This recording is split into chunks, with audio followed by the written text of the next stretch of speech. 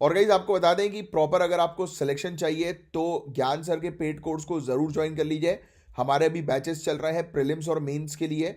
जैसे आप देख सकते हैं UP PCS, BPSC, UK PSC, RO, ARO, BEO, इन सब के बैचेस चल रहे हैं।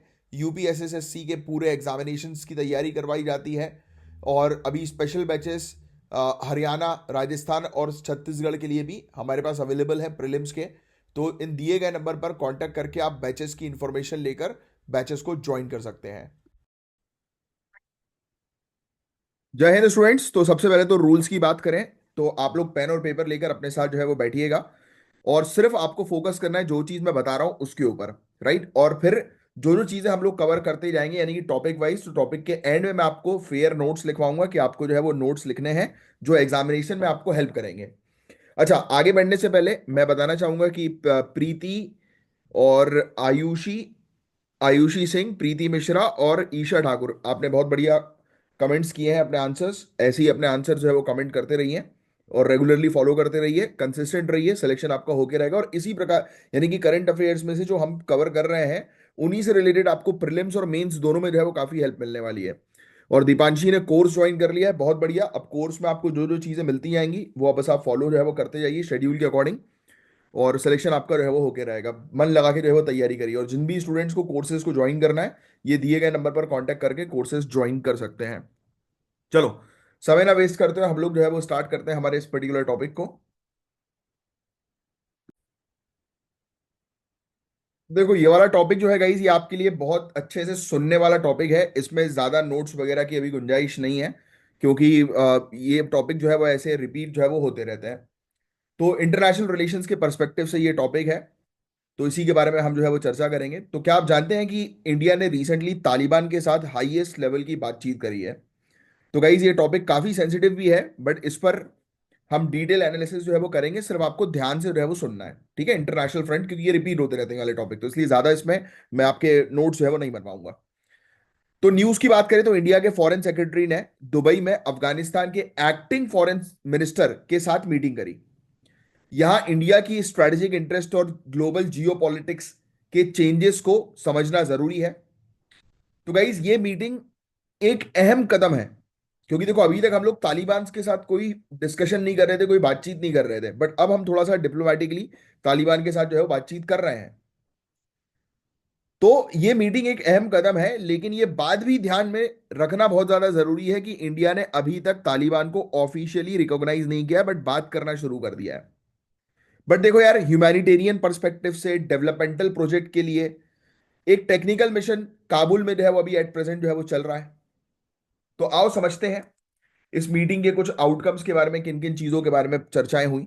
तो सबसे पहले बात करते हैं ह्यूमैनिटेरियन असिस्टेंस की। इंडिया ने प्रॉमिस किया है कि डेवलपमेंट प्रोजेक्ट्स और ज्यादा एक्सपेंड होंगे, जिसमें शामिल है 50,000 मेगा ये मेट्रिक टन वीट और 300 टन मेडिसिन की सप्लाई। 50,000 मेट्रिक टन वीट और 300 टन मेडिसिन की सप्लाई की हमने बात करी, यानी कि गेहूं देंगे, मेडिसिन देंगे। लिखने की जरूरत नहीं है। अब अर्थक्वेक रिलीफ, पोलियो और कोविड 19 वैक्सीन, इस तरीके की चीजों में हेल्प की जाएगी। हाइजीन किट्स, स्टेशनरी और विंटर सप्लाईज प्रोवाइड किए जाएंगे। एक और इंटरेस्टिंग चीज हुई है, क्रिकेट के थ्रू कल्चरल रिलेशन को और स्ट्रॉन्ग करने की बात हुई है। क्या इनिशिएटिव है भाई! मतलब अब तालिबानी जो है वो क्रिकेट खेलेंगे, बंदूक छोड़ गए हैं।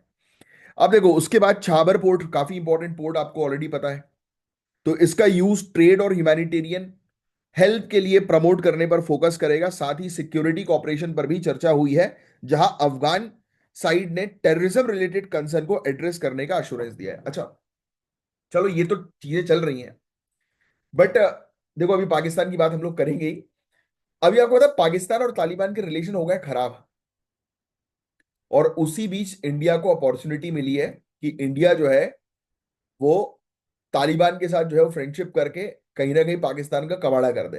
एक्चुअली हम कभी भी किसी का कबाड़ा करने की अप्रोच रखते नहीं है, राइट? आप जानते ही हैं हमारी जो है वो जो पॉलिसी जो रहती है वो हेल्प करने वाली पॉलिसी रहती है। बट ऑब्वियस ही बात है कि भाई इंसान कब तक जो है वो सहेगा। कभी ना कभी तो पिटाई करना जरूरी है, कभी ना कभी तो मौके पे चौका मारना जरूरी है। तो ये जो पाकिस्तान और तालिबान के रिलेशन जो खराब हुए हैं, और हालांकि तालिबान के अंदर जो ये टेररिस्ट आउटफिट जो जितने भी है ना, सॉरी, अफगानिस्तान के अंदर जो टेररिस्ट आउटफिट जितने भी हैं, इनको जन्म देने वाला ही पाकिस्तान है। और आज की डेट में पाकिस्तान का ये बिगड़ा बच्चा इतना बड़ा हो गया है कि वो उसी के मुंह पे तमाचा मार रहा है। बात वही है ना कि जैसी परवरिश करोगे, नतीजा एक ना एक दिन तो आपको भुगतना पड़ेगा ही। तो पाकिस्तान ने जो है वो इंडिया के अगेंस्ट इन लोग को खड़ा किया था। आज यही लोग जो है वो पाकिस्तान के अगेंस्ट जो है वो खड़े हो गए। तो अभी आपको पता होगा इंटरनेशनल फ्रंट में ये सब चीजें जो है वो चल रही हैं। और उसी बीच ये तालिबान के साथ इंडिया की बातचीत होना, तो ये कोई इत्तेफाक नहीं है गाइस। ये बेसिकली एक सोची समझी प्लानिंग है कि हम तालिबान के साथ रिलेशन जो है वो अच्छे करके अपने आप को जो है वो सिक्योर भी करेंगे। और साथ ही साथ देखो, पहले तो हमने मना कर दिया था कि हमें तालिबान से कोई बातचीत जो है वो नहीं करनी है, टेररिस्ट आउटफिट है। यस। बट अब हम क्यों कर रहे हैं, ये एक्चुअली में आपको न्यूज में दिखाई नहीं देगा, बट आप ये मल्टीपल न्यूज जब पढ़ते हो ना, तो आपको एक अप्रोच जो है वो मिल जाती है। अच्छा, ये स्ट्रैटेजी है इंडिया की। राइट। चलो आए आगे की जो है वो चर्चा करें। तो हम लोग को वैसे भी अपने यार इंटरेस्ट को पर जो है वो काम करना है। तो सवाल उठता है कि इंडिया तालिबान से बात क्यों कर रहा है, तो उसका एक आंसर तो मैंने आपको दे ही दिया। तो यार जियो पॉलिटिक्स और स्ट्रैटेजिक रीजन है। एक तो यार देखो, हमने इतना पैसा ईरान के चाबर पोर्ट में जो है वो लगा चुका है। राइट। और फिर अफगानिस्तान के अंदर अगर डिस्टरबेंस होगा तो ऑब्वियस सी बात है, उस पोर्ट का कोई महत्व ही नहीं निकलेगा सेंट्रल एशिया तक पहुंचने के लिए। है ना। तो हमने जब इतने डेवलपमेंटल प्रोजेक्ट्स पर काम किया, हमारा इतना पैसा लगा है, और अचानक से तालिबान के कारण पूरे प्रोजेक्ट्स अगर रुक जाएं, तो ये दिक्कत वाली बात है ना। तो ये बेसिकली हमारा एक स्ट्रेटेजिक इंटरेस्ट है, रीजन है। फिर जियो पॉलिटिक्स, मतलब वही पाकिस्तान वाला केस जो मैंने भी आपको बताया। तो आओ और डिटेल में समझते हैं। तो अभी मैंने आपको जैसे बताया, यहाँ पर लिखा भी है थोड़ी सी चीज कि पाकिस्तान और तालिबान के बीच अभी इश्यूज काफी बढ़ गए, जो इंडिया के लिए एक अपॉर्चुनिटी बन गया, सीधी सीधी बात। तो ये आपको पता होना चाहिए। फिर ईरान अपने डोमेस्टिक चैलेंजेस में काफी बिजी है, यानी कि वो खुद ही अपनी प्रॉब्लम्स को सॉल्व कर नहीं पा रहा है। और इस वजह से अफगानिस्तान पे उसका फोकस कम है। तो हमने सोचा कि यार चलो, हम जो है वो तालिबानियों से बातचीत करें। फिर रशिया तालिबान को आईएसआईएस के अगेंस्ट एक अलाई की तरह देखता है, पता है आपको। और वहां डिप्लोमेटिक रिकॉग्नाइजेशन का स्कोप है। और अभी आईएस जो है वो काफी मतलब यूएसए में तो अभी उसने तबाही मचा के रखी है। आपको पता होगा, अभी ट्रक को फोड़ दिया था यूएसए में, ब्लास्ट कर दिया था ना, ट्रक ब्लास्ट हमने देखा। तो आईएस जो है वो दोबारा से जो है वो एक्टिव हो गया है। तो हमें कहीं ना कहीं इंडिया को जो है वो प्रोटेक्ट करना है, क्योंकि आईएस इनको इन्फ्लुएंस ना करे, तो उससे पहले हम ही जो है वो बेसिकली अपने रिलेशन जो है वो थोड़े से ठीक ठाक कर लें। फिर चाइना तालिबान के साथ इन्वेस्टमेंट और रिसोर्सेज को एक्सप्लोर कर रहा है। तो इंडिया को जो है वो इस इन्फ्लुएंस को काउंटर करना है कि भाई कहीं चाइना जो है वो ज्यादा तालिबानियों में इन्वॉल्व होकर इंडिया के अगेंस्ट, इंडिया के इंटरेस्ट के अगेंस्ट ना चले जाए। तो हम लोग को बैलेंस क्रिएट करके रखना है। फिर यूएसए का भी इंटरेस्ट हम लोग को जो है वो देखने को मिल रहा है। यूएस तालिबान एंगेजमेंट हम लोग को नजर आ रहा है। यूएस का रिन्यूड इंटरेस्ट इंडिया के लिए एक और फैक्टर है।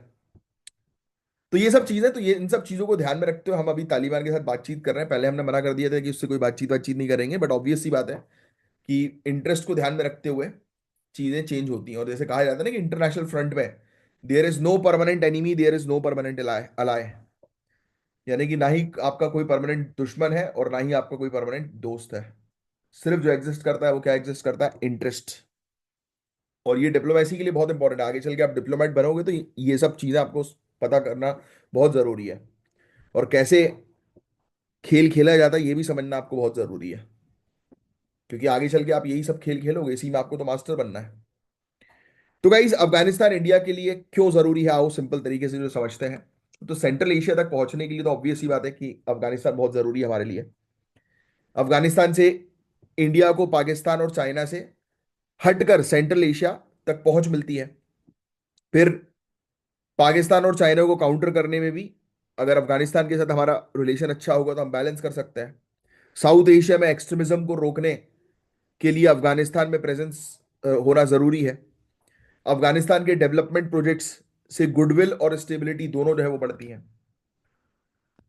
तो मेनली तो हमारा स्ट्रेटेजिक इंटरेस्ट अफगानिस्तान के साथ अभी अभी एट प्रेजेंट रिलेशन बनाने का इसलिए है क्योंकि अभी उसके साथ, उसके पाकिस्तान के साथ रिलेशन जो है वो खराब हुए हैं। लेकिन गाइस, पिक्चर इतनी स्मूथ नहीं है, चैलेंजेस बहुत ज्यादा हैं। जायश ए मोहम्मद, लश्कर ए ताइबा, ऐसे ग्रुप्स का डेंजर अभी भी है। ऑफिशियल रिकॉग्नाइजेशन की कमी से एंगेजमेंट कॉम्प्लिकेटेड हो जाता है, क्योंकि ऑब्वियस ही बात है कि तालिबान बोलेगा ना कि यार हमें ऑफिशियली रिकॉग्नाइज करो। तुम कोपचे में ले जाके हमसे जो है बातचीत करते हो, सबके सबके सामने जो है हमें नकार देते हो कि हम नहीं जानते तुम्हें, हैं। और कोपचे में बड़े प्यार प्यार से बात करते हो, हैं। वो होता नहीं है। एक्स्ट्रा मैरिटल अफेयर कि सबके सामने नकार दिया क्यों, I don't know you, but एकदम कोपचे में ले जाके आई लव यू है तो ये वाली चीज है। तो यही बोल रहा है तालिबान।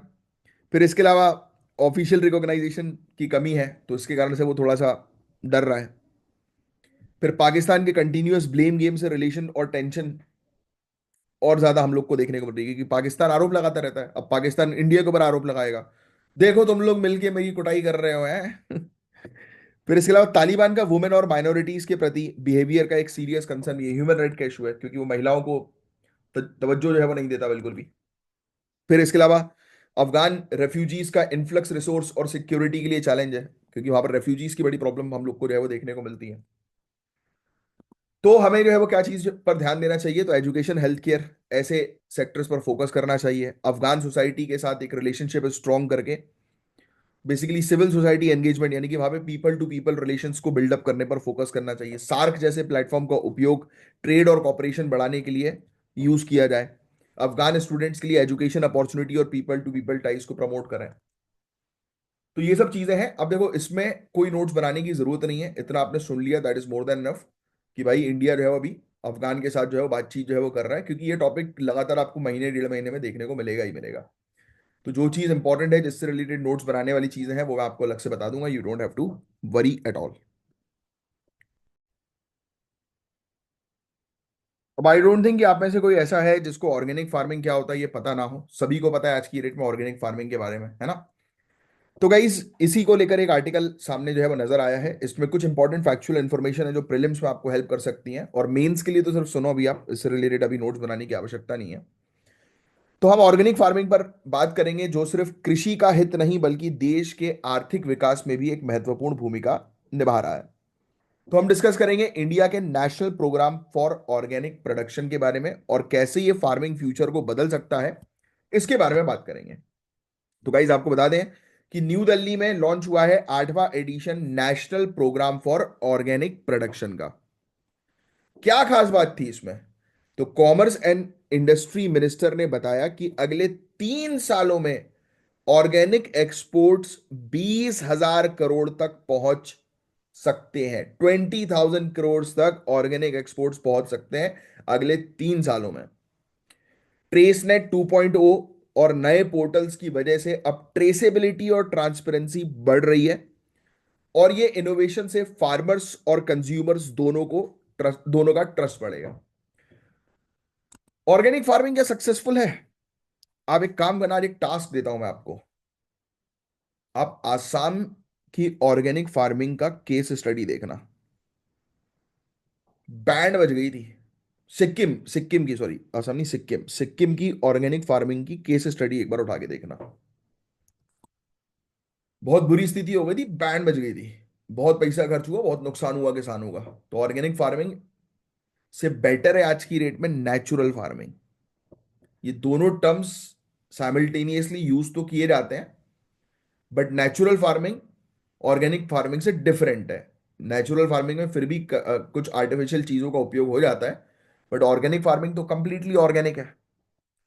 तो आपको पता है कि इंडिया का ऑर्गेनिक एग्रीकल्चरल लैंड में सेकेंड रैंक पर इंडिया आती है, और हमारे पास दुनिया के सबसे ज्यादा 2.3 मिलियन ऑर्गेनिक फार्मर्स हैं। बट क्या फायदा मिल रहा है ऑर्गेनिक फार्मर से? कम ऑन, फायदा मिल रहा है ऑर्गेनिक फार्मर से।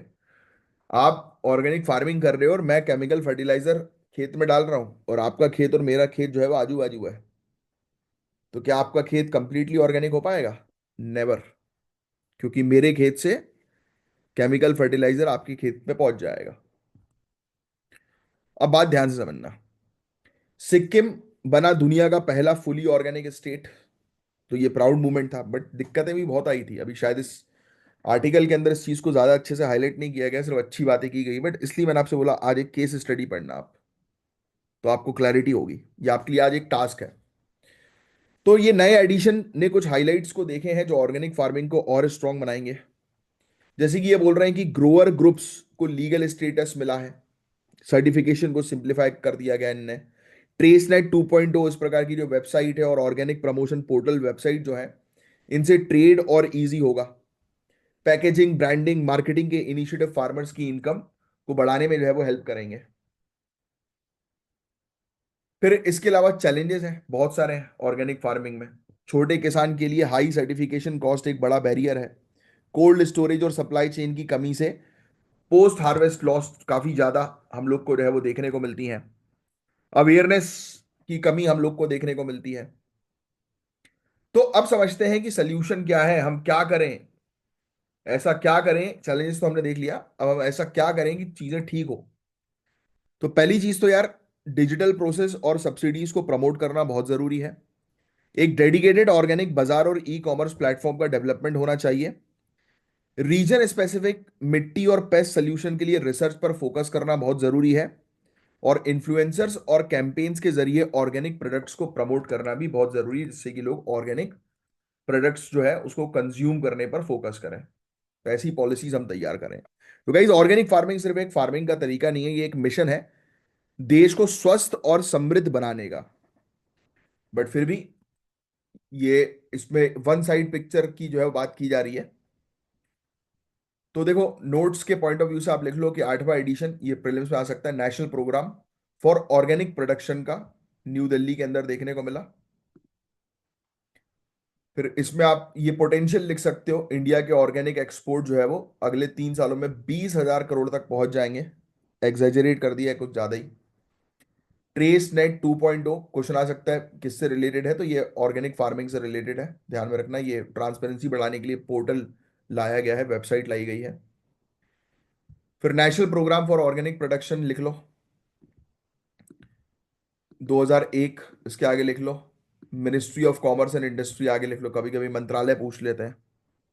उद्योग वाणिज्य एवं उद्योग मंत्रालय के तहत 2001 में इसको बनाया गया था।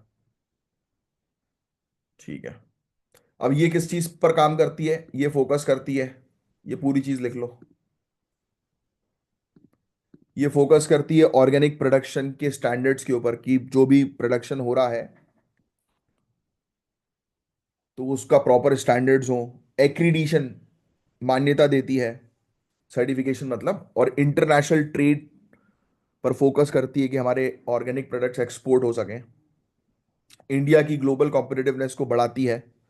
इसके जो स्टैंडर्ड्स होते हैं वो यूरोपियन कमीशन, स्विट्जरलैंड भी रिकॉग्नाइज करते हैं। इस प्रकार के स्टैंडर्ड्स तैयार किए जाते हैं कि इजीली हमारे ऑर्गेनिक प्रोडक्ट्स एक्सपोर्ट हो सके।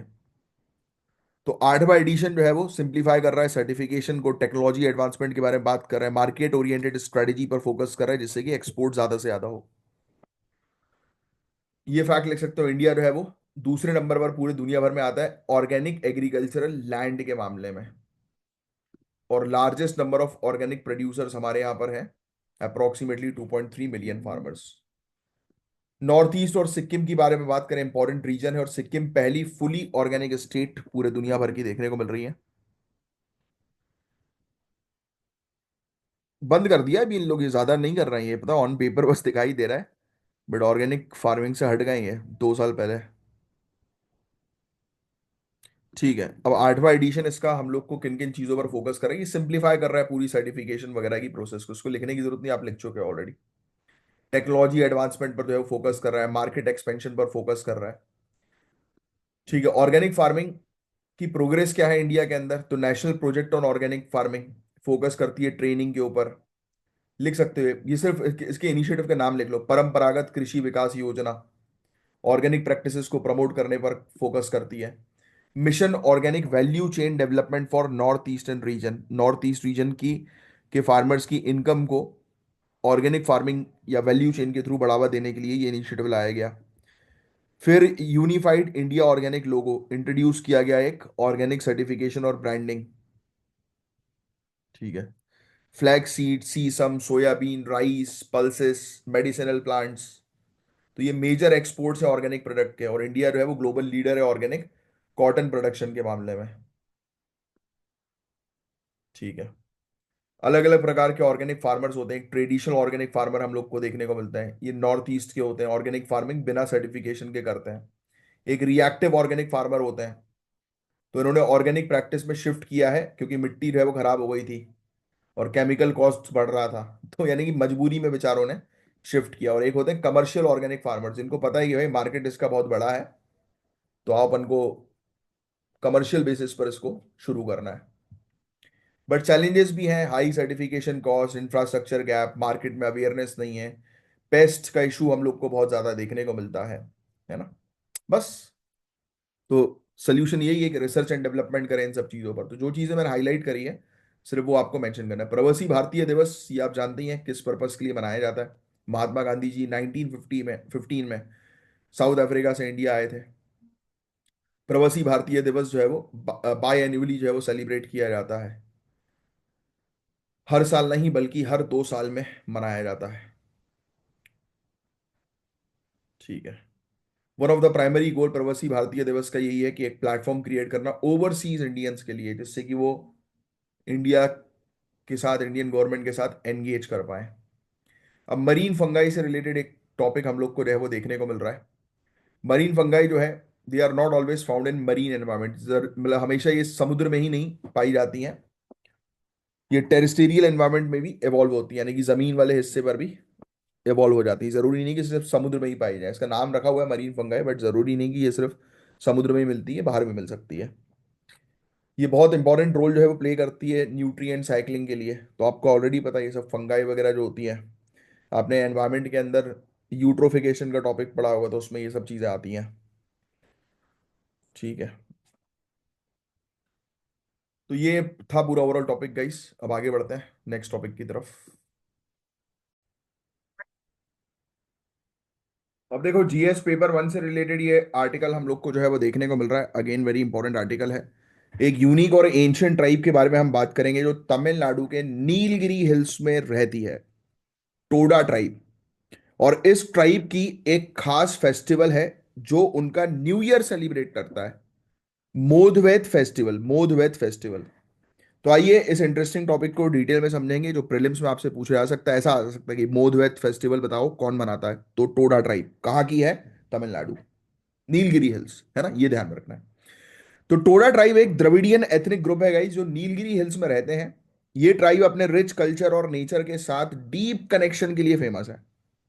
अब बात करते हैं मोदवेत फेस्टिवल की, जो टोडा लोग अपने न्यू ईयर के रूप में मनाते हैं। और ये फेस्टिवल गाइस मूनपो टेम्पल के आसपास सेलिब्रेट होता है, जो टोडा हेरिटेज का एक रेयर आर्किटेक्चरल साइट है। मूनपो टेम्पल, इसको गूगल पे इसकी फोटो देखना, मूनपो टेम्पल की। तो टोडा ट्राइब गाइस, मैंने आपको ऑलरेडी जो है बता दिया क्या है। अभी रुक जाओ, अभी मत लिखना, जो थोड़ी देर बाद लिखवाते हैं। अब इनके फेस्टिवल की बात करते हैं। तो हर साल दिसंबर के लास्ट संडे या जनवरी के पहले संडे को होता है इनका फेस्टिवल। या तो दिसंबर का लास्ट संडे या जनवरी का पहला संडे। अब इस दिन टोडा लोग मूनपो टेम्पल में पूजा करते हैं। टेम्पल का डिजाइन भी यूनिक है। फ्लैट स्टोन टॉप है, थैच्ड रूफ हम लोग को जो है वो देखने को मिलता है, यानी कि वो जो झोपड़ियां वगैरह होती है ना उस टाइप से। और यहाँ के लोकल देवता थैंकिश अम्मन को प्रे किया जाता है, जिसमें टोडा लोग हेल्थ, रेन और अच्छी फसल के लिए दुआ मांगते हैं।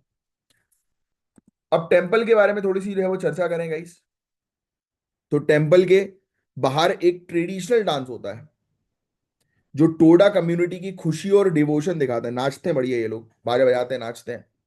और एक और यूनिक ट्रेडिशन है, यंग मैन एक 80 किलो का ग्रीस्ड बोल्डर उठाते हैं। सोचो आप, इतना भारी भरकम चीज जो है वो यंग मैन उठाकर अपनी ताकत दिखाते हैं, बोलते हैं देखो हम कितने पावरफुल हैं, महिलाओं को इंप्रेस करते हैं। और वुमेन इस फेस्टिवल में एक्टिवली पार्टिसिपेट नहीं करती, जो टोडा कस्टम का एक हिस्सा है। तो वुमेन साइड में रहती हैं, बाकी मेन पावर दिखाते हैं, नाचते वाचते कूदते हैं। ये तो गलत बात है ना भाई, why should boys have all the fun. अब आगे की बात करते हैं, थोड़ी इसकी इंपॉर्टेंस के बारे में बात करेंगे। तो टोडा ट्राइब को तमिलनाडु में पर्टिकुलरली वल्नरेबल ट्राइबल ग्रुप के रूप में क्लासिफाई किया गया है। क्या मुझे आप कमेंट बॉक्स में लिखकर बता सकते हो कि पर्टिकुलरली वल्नरेबल ट्राइबल ग्रुप्स कौन सी होती है और इंडिया में अभी टोटल कितनी है particularly vulnerable tribal groups? Very very important polity का क्वेश्चन। ये पहले मैं आपको हालांकि बता चुका हूं। और जो लोग नए जुड़े हैं, टेंशन लेने की जरूरत नहीं, रेगुलरली फॉलो करोगे तो चीजें आपको याद होती आएंगी। क्योंकि यहाँ पे सिर्फ मैं पढ़ाता नहीं हूं, मैं चीजें इस तरीके से एक्सप्लेन करता हूं कि आपको याद रहे लंबे समय तक। अब देखो सुनो, ये टोडा जो ट्राइब है, इनकी लैंग्वेज, इनका कल्चर काफी यूनिक है, जो द्रविडियन हेरिटेज का एक इंपॉर्टेंट पार्ट है। और Toda lands Nilgiri biosphere reserve का हिस्सा है। नीलगिरी हमने पहले ही पढ़ लिया था, जो यूनेस्को की एक वर्ल्ड हेरिटेज साइट है। इसे टोडा कम्युनिटी की इकोलॉजिकल और कल्चरल सिग्निफिकेंस समझ आती है। अब नीलगिरी बायोस्फीयर रिजर्व के बारे में बात कर लेते हैं। तो 1986 में ये स्टैब्लिश हुई थी, तमिलनाडु, कर्नाटक, केरल को कवर करती है। ये इंडिया का पहला बायोस्फीयर रिजर्व था गाइस, जिसको यूनेस्को के मैन एंड बायोस्फीयर प्रोग्राम के अंडर लाया गया। और इस रिजर्व में Nilgiri tahr, Nilgiri langur, Indian elephant जैसी रेयर एनिमल स्पीसीज मिलती हैं। प्रोटेक्टेड एरिया जैसे कि Mudumalai wildlife sanctuary, Wayanad wildlife sanctuary, Mukurthi national park भी इस रिजर्व का ही पार्ट है। अब बट कुछ चैलेंजेस के बारे में जो है वो चर्चा करेंगे इस। तो टोडा ट्राइब के ट्रेडिशन और फेस्टिवल को मॉडर्नाइजेशन और एनवायरमेंटल चेंज से काफी चैलेंज फेस करना पड़ रहा है। इसलिए टोडा आर्किटेक्चरल साइट जैसे कि मूनपो टेम्पल को प्रिजर्व करना जरूरी है। साथ ही नीलगिरी बायोस्फीयर रिजर्व का इकोलॉजिकल बैलेंस को प्रमोट करना भी काफी इंपॉर्टेंट है। गवर्नमेंट और एनजीओ को टोडा कम्युनिटी के साथ मिलकर काम करना चाहिए, ताकि इंक्लूसिव कंजर्वेशन प्रमोट जो है वो हो सके। तो गाइस, टोडा ट्राइब और उनके मोथवेथ फेस्टिवल सिर्फ एक कल्चरल सेलिब्रेशन नहीं है, बल्कि हमारे देश की कल्चरल डाइवर्सिटी का एक हिस्सा है। तो हमें इसके बारे में ज्यादा से ज्यादा अवेयरनेस जो है वो स्प्रेड करनी चाहिए। और ये एग्जामिनेशन में 80% से ज्यादा चांसेस है कि इससे रिलेटेड क्वेश्चन आएगा। तो लिख लो, टोडा ट्राइब, द्रविडियन, ब्रैकेट में लिख देना द्रविडियन एथनिक ग्रुप, फिर लिख दो नीलगिरी हिल्स, तमिलनाडु। ये टोडा ट्राइब कहाँ की? तमिलनाडु की। फिर नेक्स्ट पॉइंट में लिखना इनका फेस्टिवल का नाम, मोधवेत फेस्टिवल, ब्रैकेट में लिखना न्यू ईयर। फिर डैश करके लिखना कब मनाया जाता है, तो लास्ट संडे दिसंबर या फिर फर्स्ट संडे जनवरी, ये उनका न्यू ईयर होता है। इनका एक टेम्पल भी है, मूनपो टेम्पल, नेक्स्ट लाइन में जो है वो लिख देना मूनपो टेम्पल। मूथानाडु मुंड विलेज पे है, वो सब लिखने की जरूरत नहीं, मूनपो टेम्पल लिख लो बस, इनका टेम्पल का नाम। इनके देवता का नाम लिखना चाहो तो लिख लो, वैसे इंपॉर्टेंट नहीं है उतना कुछ खास, वैसे पूछेंगे नहीं, बट फिर भी लिख लो। वुमेन जो है वो इसमें पार्टिसिपेट नहीं करती हैं, ये मेंशन जो है वो कर लो। Toda tribe particularly vulnerable tribal group है।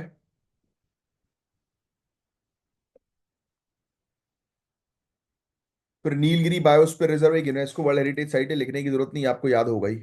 और नीलगिरी बायोस्फीयर रिजर्व से रिलेटेड अगर इसके नोट्स नहीं है तो लिख लो, वरना लिखने की जरूरत नहीं है। पता होना चाहिए, याद हो जाना चाहिए आपको, नीलगिरी बायोस्फीयर रिजर्व तमिलनाडु, केरल, कर्नाटक के एरिया में स्प्रेड है। 1986 में इसको एस्टैब्लिश किया गया था, और पहला इंडियन बायोस्फीयर रिजर्व है यूनेस्को के मैन इन बायोस्फीयर प्रोग्राम के तहत। और यहाँ पर आपको Mudumalai wildlife sanctuary, Wayanad wildlife sanctuary और मुकुर्ती नेशनल पार्क और भी काफी सारे नेशनल पार्क आपको यहाँ पर देखने को मिलेंगे। ठीक है, बस दैट्स इट। क्लियर, सॉलिड पूरी चीजें। अब आगे बढ़ेंगे। अब देखो, आपको ऑलरेडी पता है कि अभी दिल्ली में कुछ समय पहले जो है वो झटके जो है वो आए थे भूकंप के।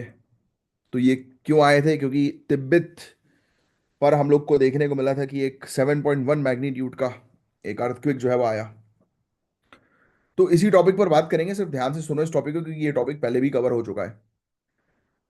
तो हम बात करेंगे इस टॉपिक के बारे में, न्यूज के बारे में बात करें तो 7 जनवरी को तिब्बत के टिंगरी काउंटी में 7.1 मैग्नीट्यूड का एक भूकंप आया। ये सभी को पता है आपको, है ना? ये लिखवा भी चुका हूं मैं शायद आपके नोट्स, जिन्होंने नहीं लिखा वो लिख लेना। तिब्बत के टिंगरी में 7.1 मैग्नीट्यूड का एक भूकंप आया, जो माउंट एवरेस्ट से सिर्फ 80 किलोमीटर दूर था।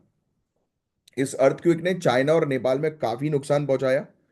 95 लोगों की गई जान चली गई और 130 से ज्यादा लोग घायल हो गए। ये झटके इतने पावरफुल थे कि काठमांडू, थिम्फू, कोलकाता तक महसूस किए गए।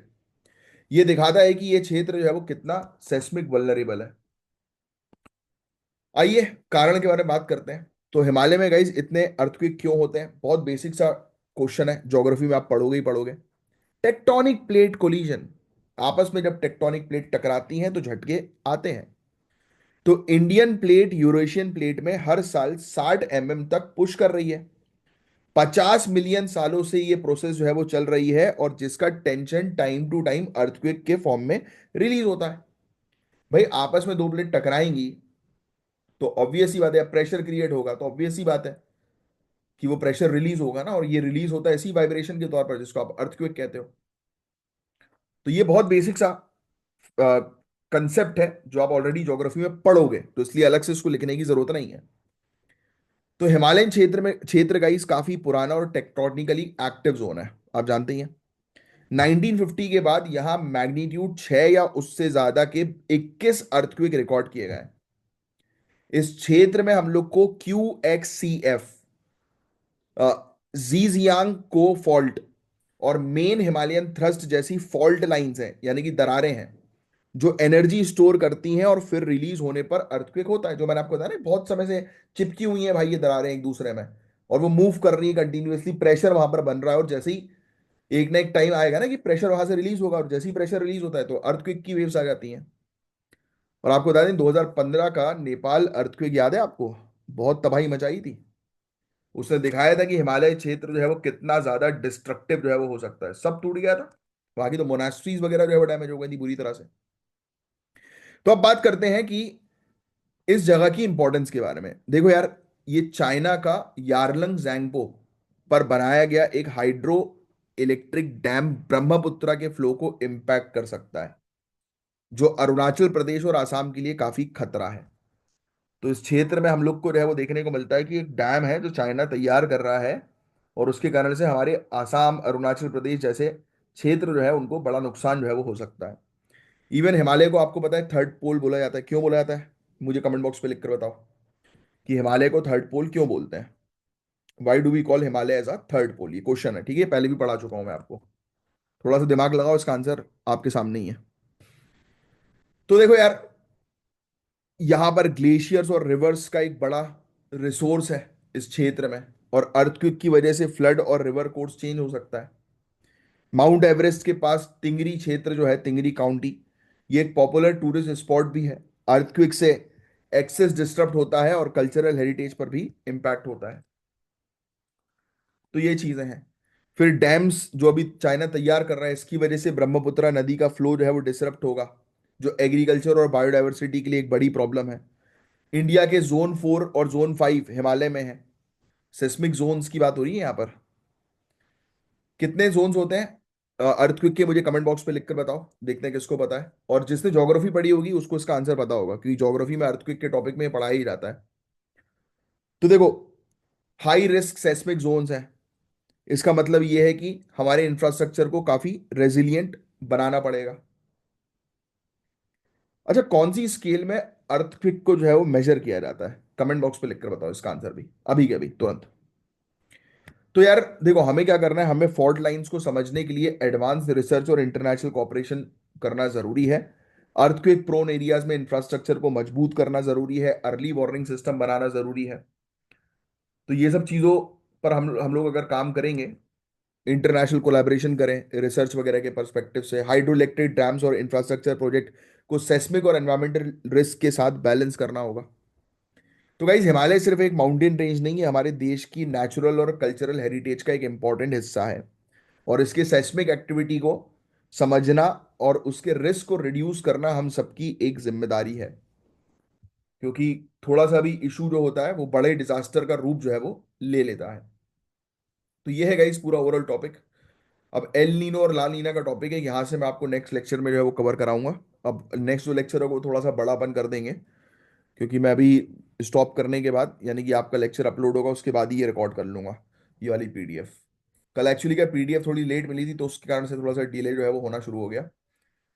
बट कल अपन जो है वो कवर कर लेंगे, and you don't have to worry at all, you know me very well, कि मैं आप लोग की कोई भी टॉपिक जो है वो स्किप नहीं करता हूँ, हर एक टॉपिक आपके कवर होता है। तो चलिए, बस आज के लिए सिर्फ इतना ही रखते हैं गाइस, अब मिलेंगे हम लोग कल के लेक्चर में। और जो भी आपके डाउट्स वगैरह हैं, कुछ भी लगता है आपको, तो आप कमेंट जरूर किया करें, मैं नेक्स्ट लेक्चर में जो है उसका रिप्लाई आपको दूंगा। तो चलिए मिलेंगे, तब तक के लिए bye bye, take care, have a great day, जय हिंद।